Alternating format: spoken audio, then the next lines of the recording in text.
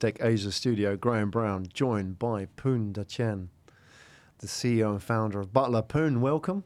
Yes, thank you, Graham. I'm pleased to be on the show. I'm pleased that you're here. So we're going to talk about Butler. We don't get a lot of Singaporean founders in here compared to other nationalities. We need more. We need more hustlers. So what's going on? Are you a new generation of hustlers coming through? Yes, so basically for me, I'm 25 this year. Yeah. I believe that Singapore is a very vibrant place, right? So there should be a lot of hustlers. I'm surprised. Yeah, what's going on? Why isn't there more? But is it sort of, I mean, there's lots of options, isn't it? You can go and work for a bank. It's quite safe, but being a startup founder is quite risky, isn't it? So. Yes, correct. So basically I myself actually was forced into entrepreneurship. Forced into entrepreneurship? Yes. How did that happen? So basically, for myself, I actually had a very dark moment in my life. That was when I was age 14. My dad was actually diagnosed with pancreatic cancer. So he actually, subsequently within the year, passed on. And at that point of time, my mom actually ran a F&B business with my dad. Right, and we had 20 outlets and 200 employees. So at that point when my dad passed away, my mom had to go into the business and run the entire show, and she wasn't able to cope with everything. And further that being said, we have to actually focus on making payroll for all these 200 employees as well, right? So what I did is that basically, I have to go in and step into the game. So I started at the age of 14 to help my mom with managing the business. Managing the 20 outlets, we went through what I would say a very down period for the next 5 years, working our asses off. And subsequently, what we did is that we grew the business, right? We actually were able to revitalize the business and grow the business, and that is actually how I actually got into doing business. So if I have a better choice, I would have went in to do a banking or to do other things. But I found that my calling is actually over all these years of doing business operations, business management, strategy, and so on and so forth, I realized that my calling is actually to provide greater employment, right? And by seeing how we uplift all these blue-collar workers, providing them better welfare, better trainings, pushing their barrier, pushing their standards to the next level, changing the industry landscape as a whole, I think it's very, very very important for me. So I decided to go on the entrepreneurship path. So you were 14 and you started your entrepreneurial career. It's not even an entrepreneurial career back then. You were just forced. Yeah, it was your family business. What was the family business doing? So what we were doing is that we were doing F&B. Yeah, what type of F&B? My parents did Chinese food.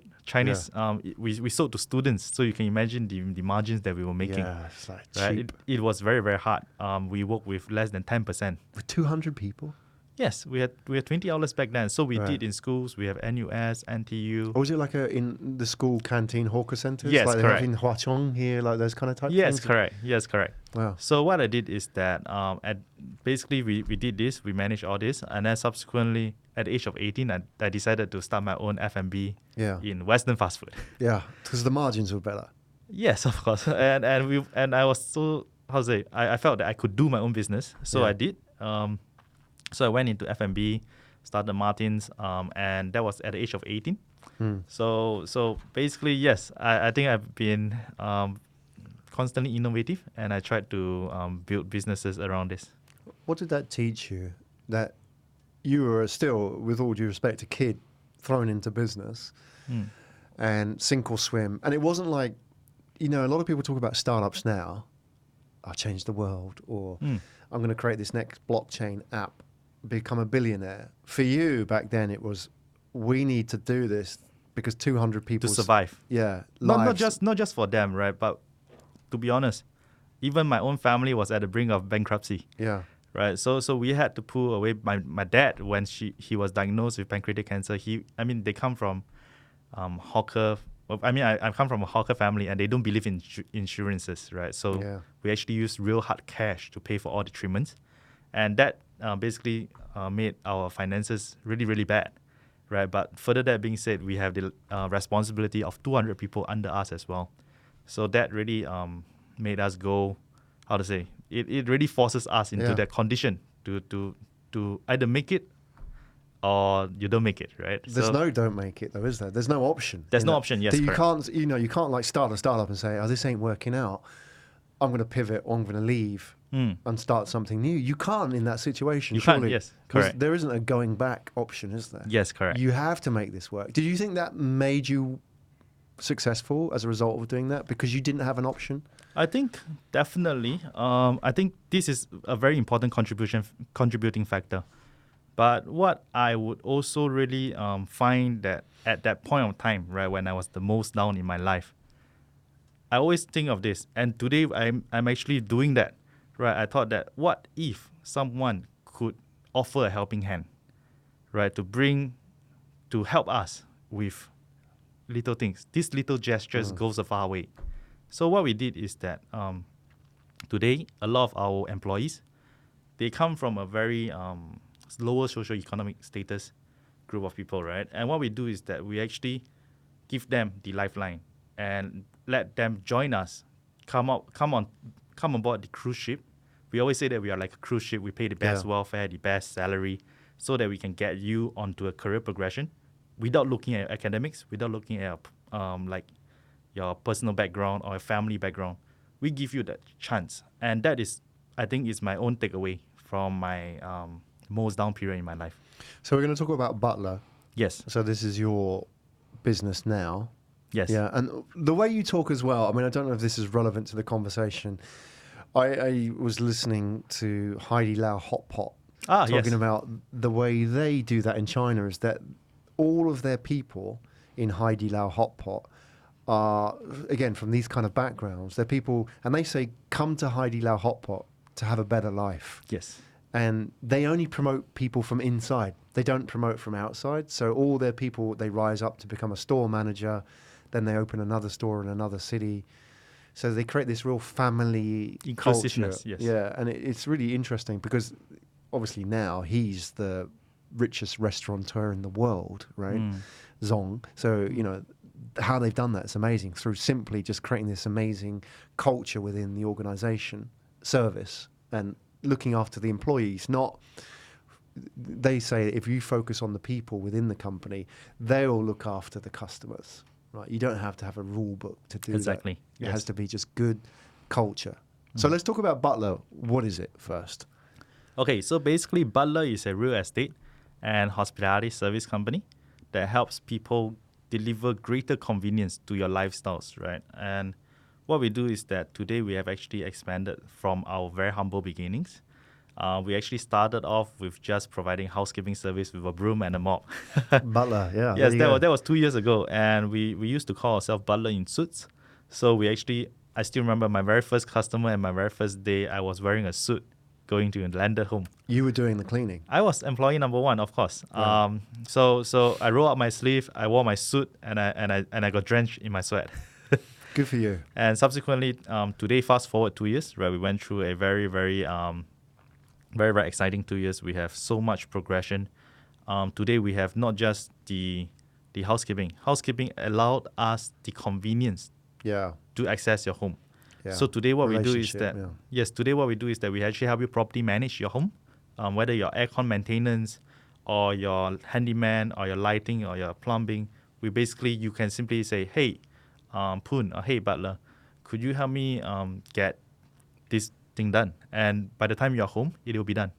And how this works is that traditionally you would have the issues with the market, and what we are solving, right, is that traditionally in the market you would have the part-time helpers. If you're an apartment resident, you have the part-time helpers, and you would also have all the service vendors, service providers. But it is not really that reliable. The thing here is that you have to go through Google, you have to go through the pain of searching them, shortlisting them, go through the calls, and sometimes half the time they don't even show up. Yeah, and they keep changing. Correct. And the thing here is that it is so obvious, but yet so accepted by the society that you wouldn't ask a part-time helper that could you arrange for aircon servicing for my home. Yeah. Right. It is so unconventional. But the thing here is that could they actually do it if they have a platform at the back that supports them, right? Yes, of course they can. So Butler, basically we do that. We say, hey, Graham, you're passing me your keys. what we can do is that we can provide the hotel standard of housekeeping service, the world's first daily housekeeping service to your home on a daily basis, Monday to Friday, whereby you don't have to be at home anymore. We will service your apartment. Subsequently, we will also provide the property management for you in terms of aircon servicing, deep cleaning, pest control services, or even your upholstery cleaning from time to time. So all these are automatic. So by the time when you're home, everything is taken care of. If you have a light that is that ran out, basically let us know. We'll get it fixed for you automatically. Yeah, I like this mindset that you're applying, Poon, and I think the future, if not now, belongs to the companies that build platforms. And you start that process not by building a platform, but by proving competence in one thing. You get into their home and do one thing really well, which is the mop and bucket. That's where you started, right? And then you build trust, and then you have a payment relationship with them. You have their keys.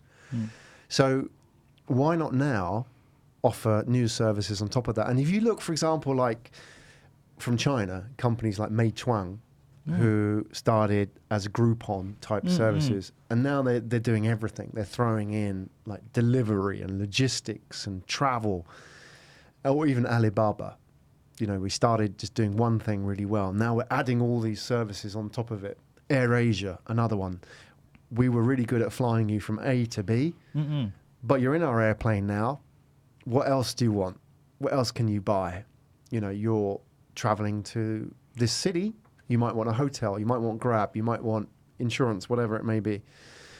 So it seems like you're applying that mindset to something very simple, which is starting out at cleaning a house. Yes. So we have been basically crawling through the business in a blindfold, right? So we didn't anticipate all this to happen on the very first day. It is progression. So what we have done now is that we have built a pipeline, right? We have built a pipeline of services. It is like if you go to Burberry and you will buy the hero product, which is the trench coat, right? Subsequently, you're going to buy all the accessories, all the bags, all the shoes to complement the hero product. In our case, getting the convenience for you through housekeeping is one of our key products. It is $330 a month, right? So it's affordable for en masse. Everyone can afford for it. Subsequently, everyone wants that convenience. That is what we are truly building. We are truly building an ecosystem of convenience so they can access it anywhere, anytime, and you can receive that information anywhere and anytime as well. So the key here is you're building an ecosystem, but you're partners, right? And how do you... So let me understand, $330 a month, that means you'll look after my apartment. I'll look after your daily housekeeping portion. Right. Okay, so just keeping it clean and looking after it. So that's the base subscription. Yeah. Subsequently, you have your add-on like aircon servicing, so on and so forth. Which is easy. You've got my account, just add it on. Yes, correct. And you get a single tap. Right, okay. That bit I understand. The challenge now is so I've used services like Send Helper and all these kind of things, and you know, I've had really mixed experiences. And everything you say, like you hire somebody, they don't turn up, or you hire somebody, they do turn up, and then they don't turn up, and then you hire somebody, and then somebody else turns up. And if somebody's coming into your house, like that's the issue, is that I want just one consistency. Yeah, I don't want this constantly changing. That's always the problem with an agency, isn't it? They just hire whoever is available, and it changes all the time. How do you address that? Because I imagine that's a huge problem with all of these sort of ecosystem providers, is that they are just getting whoever is available at that time and throwing it at the customer. And that may work, but then when it doesn't work, when there's a problem, that's when it falls apart. How do you deal with that? So what we did is that in terms of statistics, last year we have done 100,000 sessions. We had less than 10 sessions in terms of miss sessions. So wait, say it again. 100,000 sessions. It means visits or? Visits, 100,000 individual independent sessions, we call it. Because visits can be like, even aircon servicing is a session. Yeah. Right, we did 100,000 sessions. We have a total of less than 10 that is missed. And how? Are you serious? I'm serious. That's like 99.99%. It's 0.0001% missed. Right. And the reason why is because we have built a system like what you have mentioned, Haidilao structure. Right. Our housekeepers go through a 4 months training, 4 months before they start going into your home. So this, what we call is that we have built a Butler Academy. It's the in-house academy. Basically, the market standard is over here and we are here. And we have always said that Butler is the pioneer in doing this. We uplift and we elevate the status quo of existing industry workers. Yeah. And we push them to become the Butler standard. So in terms of how we do it, a lot of the departments are in-house. Like we have 7 levels of operation just for housekeeping.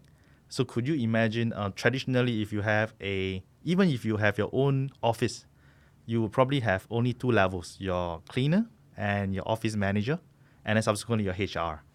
But in our company, how it works is that just in the operations alone, we have the housekeepers, we have the supervisors, we have the executives, the managers, the heads, and it goes all the way up. So this is how we build a system. We build, like what you mentioned, the Haidilao structure. We only promote our own people who have the culture, who believes in the Butler culture, and we pay them by far the highest. So they don't work on weekends. It is very contrary to normal market standards as well. It's Monday to Fridays. And they work 40 hours a week compared to the rest of the industry, whether it's hospitality or whether it is cleaning. Usually they work on shifts and they work on 6 days. But how can you justify the economics of that? That you pay them more, they work less, and you train them for 4 months. Yes, it's expensive. Yeah, it's a lot of money. And Yes. you're not getting the cheapest in the market. So how do you make that stack up economically? So when we first started this, that's the story. I can go on for many, many hours. But what we did is that basically in terms of paper, right, if you do a theory on this and a white paper on this, it doesn't make sense. Right. But what we understood is that we ventured into the daily housekeeping model despite it doesn't make sense, because if you're a weekly business, last time when we first started, it's once or twice or 3 times a week. It doesn't make sense to go into daily because your weekly economics are higher, right? Your per value is higher, per hour is higher. But why did we do daily? The question here is that because I had a customer who stays in the penthouse, who had husband, wife, and a 1-year-old baby, and he told me basically, even at 3 times a week, right, it doesn't make sense for him anymore because the baby is crawling around and half an hour later the home is dirty again. So he said, if you could crack this puzzle, I would sign on with you, like forever. And it took me 2 weeks, right, to scratch my head around this and think, it is immediate. Could we do daily? Yes, the hotels are doing this. Why can't we do it daily? So it's a leap of faith because in economics, it doesn't make sense. So when we did it, right, we realized that, wow, it's a brave new world. No one else have done this. Pretty much to my understanding, even today, no one has mainstreamed this at all. Daily housekeeping, just like hotels or just like service apartments. And the Butler is the only company that has done it right now. And we realized that the economics doesn't make sense, but because we are going in on a daily basis, we actually save time, right? What we offer you traditionally is 2 to 3 hours. If you were to book a part-time cleaner, you book for 2 hours and you watch the clock. And you're going to say that, hey, this is 2 hours, right? You're not going to leave 5 minutes earlier. You're not going to leave 5 minutes later. But for us, when we start to sell daily, it is approximately an hour a day. And sometimes it can be as short as 30 minutes because you don't actually have much activities in your home. So we just get the daily chores done and off we go. So what we have is that now we don't look at economies of how many jobs can we do, but how many can we take. So let me understand. If I was to take this service on and you're going to give me a daily housekeeping service, they're not in the house 8 hours a day, but they will service that house every day. And just do like a hotel room. So you wouldn't care whether the housekeeper is in the hotel room for 5 minutes or for 15 minutes. Right. What you want is the job done. Just do what's necessary. Correct. So I'm not timekeeping and they're not timekeeping. They're just going to make sure this is a good job. Correct. So basically what we say is that we promise you that we will make the beds, clear the bins, clean the bathroom, clean the kitchen, do the dishes, and subsequently tidy up your apartment. Right. Like a hotel. Like a hotel, yes, exactly. I like that model. And how do you then, I know the economics don't make sense from the first visit, right? But then does that make sense because they can do more work? Because, like you say, it might only be an hour a day, or because then you can upsell new services? No, in fact, they do less work, right? Because if you have a accumulated mass of a week versus daily touch-up, yeah, the workers enjoy daily even more. Yeah. It's just maintaining. It's just maintenance, right? Yeah. So picking up one shirt or picking up 2 shirts versus picking up a week load of shirt is different. It's easier to keep something clean when it's clean. Yes, correct. We know that. It's so much easier because you just have to you've already got a system in place and it's easy to adapt to that and so on. But if it's like I said, a big pile of stuff, where do I start? Yes, correct. So basically, this is what our business model has enabled us. Our retention in terms of employee, we have 0 employee churn for almost 6 months, 0. Right. And the reason why is because we have built an inclusive society. We have built an inclusive community, so to speak. Our company value, our company's motto is basically happiness. We want our own people to be happy. Subsequently, we want our people to have honesty and have the professionalism to do what is right. So with this, and we've coupled with good welfare and good salary and good benefits and good career progression, which is most important, we give our employees the sense of belonging. And that belonging actually allows them to serve our customers better. It's good. I like it. That is how you create a good customer experience. Start with your own people. Oh, exactly. I think if you look at traditional service models in the industrial era, take McDonald's, for example, they've tried to create a good customer experience by manuals, templates, and mantras like, the customer is always right, all that kind of stuff. But then they treat their workers, they pay them the minimum wage. They give them 0 cover. They give them no health care, all that. So you can't have people treat people really well if you don't treat them really well as well. Exactly. And now we're seeing this sort of generation, like Heidi Lau Hot Pot, a great example. And I love what you're doing. You're like the Heidi Lau Hot Pot of your space. And they've grown against huge competition. It's extremely competitive. Hot pot. I mean, anybody can start a hot pot business, right? And I'm just curious about the parallels there as well, because one of the things that Heidi Lau Hot Pot did was they made the waiter the boss, whereas in the traditional model, the chef is the boss, right? The chef is, it's the top of the pyramid in the kitchen, correct. and the kitchen was big, but then they moved everybody out, so that, in the hot pot, you actually sit around the table. So the chef and the waiter are the same person, but they are the boss. They're allowed to make decisions. They're allowed to try things, they take a few risks. They even make their own dishes, and they give their name to it as well. How does it sort of work in your world? Are you, it's all very well creating this inclusive society, but are you giving people decision-making ability? Yes, of course.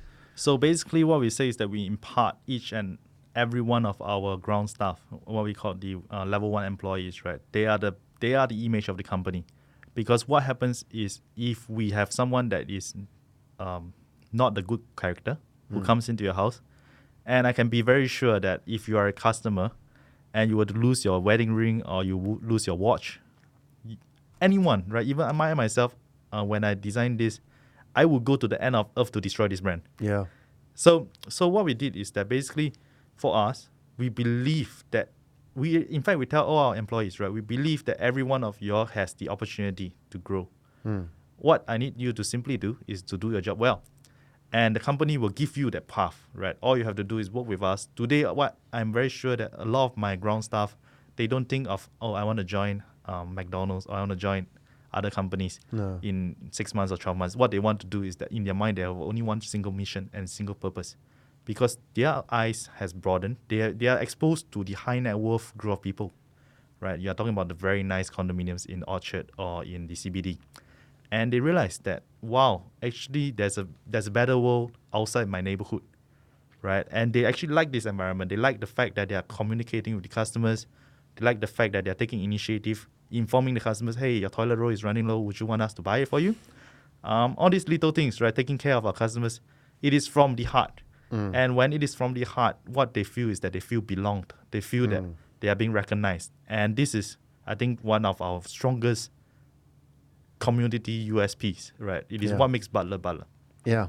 And also what keeps your people.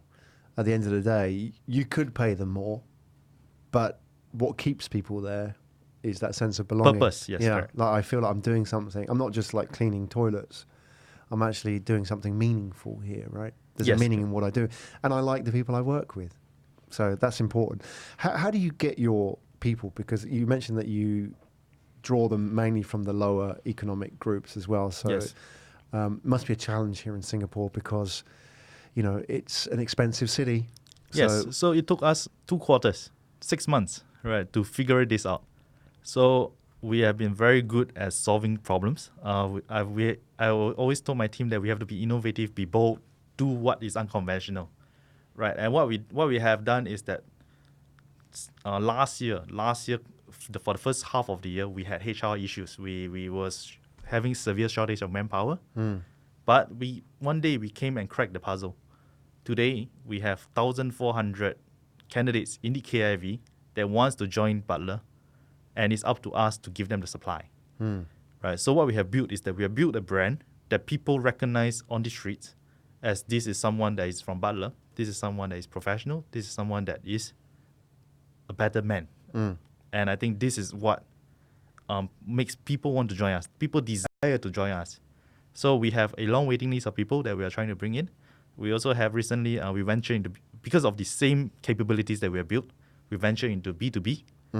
Today we have developers with us. We have hotels with us as well, who uses our service. And basically, you use the same set, right? The thing here is that property managers face 60% of their time dealing with vendors that are not doing very well. And that is only part of 30% of their KPI. But it's taking 60% of their time, so they couldn't do other things better.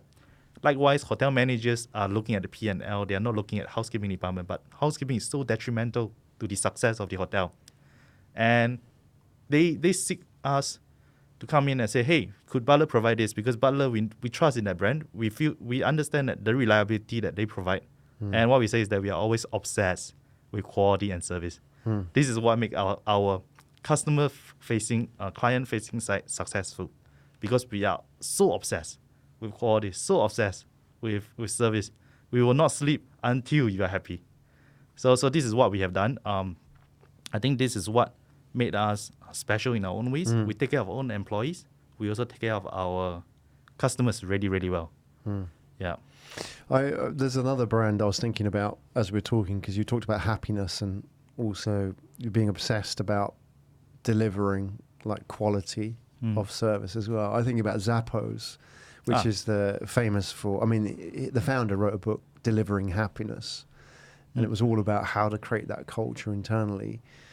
And he sold the company to Amazon for $840 million cash, right? So it was, Amazon know what they want. So when they buy Zappos, they were buying that culture, how to build that culture internally. And there were many, everybody was recruited through word of mouth. And he was saying that there were many great stories about how, like you said, and I'm curious how this sort of comes out in Butler. He said that, for example, somebody ordered something from Zappos and they sold shoes, right? And the woman who bought the shoes phoned up the customer service and she was crying. She said, this is for my husband and my husband's passed away. And I don't need these shoes anymore. Can I send them back? And so the customer service woman takes the shoes back. And rather than just say, yeah, here's your money back, the customer service lady sent some flowers to the customer, because that was going beyond what they was expected to do. But the point is that's how any human being would interact with another human being, right? That's normal, right? Yes. And those stories spread. People hear about those stories and think, oh, who are these Zappos guys? They're pretty good. Or I want to work for these guys as well. So, when growing something like Butler, I think a key part of that must be those stories as well, about capturing those stories. Do you have stories like that at the moment? Of course. Please share anything. So I can share with you. Basically, we have one of our oldest employees today that is in the company that has actually been promoted. Promoted from housekeeper to become senior housekeeper to become today's supervisor. Her background, she's about 35, 36 this year, 3 kids. Her background is that previously she only took home $800 a month. And you can imagine at her age, $800 a month, single mom, right? How she lived her life. The reason why we pay high salary in this company is not because we are rich and we want to pay it. is because we feel that we could do so much for all these people. We come from a point, just like I'm saying, right, at my lowest point in my life. If someone would offer me that help, or offer my mom, right, or the business, the helping hand, and say, hey, let me try to help you. That is graceful. That is so powerful. And I can share with you. So for her, she has worked for the company. When she first joined, she was previously drawing only $800 a month cash after CPF deduction, right? So she's drawing about $1,200. After CPF is around 800. And she had 3 kids to feed. What she ate was rice and vegetables. 1 rice, 1 vegetable, every one. I don't know for how many years, right? It is incredibly upsetting. When we brought her in right away, we paid $1,800 salary. So she draw home $8,400. For the first 3 months, she had for the first 3 months, it is also anticipated that she couldn't sustain the monthly income, so she draw advances almost every week. But what made me realize, what shocked me is after 3 months, she stopped coming to ask for advance salary. She's able to regulate her payment, her finances. And what I realized is that actually all these people, after working for us for quite some time, she's able to actually uphold her character very well and train even other people. So she became a senior housekeeper, and she became a supervisor today. The thing here is that all these people, we always say there's a banana boat load of people, right, or the blue-collar workers. Some of them can be saved, some of them cannot be saved. The Butler brand, we are like a cruise ship. We try to throw the life rope down, and you need to climb through this, right? You need to climb through this, but at least we're offering you the lifeline to climb through without looking at anything else. All you need to do is just work hard. And realize that there's so much potential in all this group of people that is previously unrealized. The reason why is because nobody wants to talk about them. Nobody wants to train them up. Nobody wants to upskill them. And I feel that morally obligated as a Singaporean, right? Whether it is for Singapore or whether it's for Hong Kong that we're expanding to, we want to help them live a better life, create happiness for their little families, right? Make them have light at the end of tunnel. And that is what the Butler brand has been doing. We were so obsessed with building happiness and building culture for our own employees, make them feel belong to, make them feel that there is a purpose, right? You can work hard and you can be like your customers, staying in condominiums, 5 million, 7 million a unit. All you need to do is work hard. And what I realized is that this year her kid is primary 6, and the kid is going for PSLE. Contrary to a lot of people thinking, I would rather, even I myself, right? What shocked me is that if I had money, I would rather buy a KFC and enjoy it. But what made me really, really emotional, right, is the fact that she told me, I'm saving up money for my kids because I want to send her for tuition. And I'm willing to eat white rice and vegetables. Awesome. That is such a cool story. Who do we have here? Is that somebody coming into the studio? Is he part of your team? Yeah. Yes. Yeah. So, all right. Poon, do you mind just getting out of the studio? Thank you very much for recording. Who was that? Was she part of your... Oh, yes. So she's my operations. We actually have to rush off to... Yeah, that's cool. Yeah. That's fine. All right. Poon, it was an awesome story. I really wish you the best and hope that it works for you, because I think we need more people like you here. And I think, you are an inspiration. So keep doing what you're doing, because, not just the people that rely on you, like in your company, but I think a next generation of entrepreneurs need to hear this story and get it out there, because you're the real deal. And I hope that this works, because, this is going to be a great case study. Thank you so much. Thank you. Poon, we're done. All right, sure. Hi, Graham Brown from Pitchdeckasia. Pitchdeckasia, powered by Pitch Media Asia.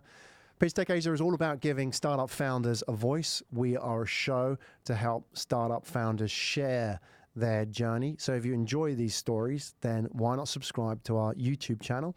There's the subscribe button over there. Hit that subscribe button. Follow us on the journey. Leave a comment. I look forward to seeing you at the next episode.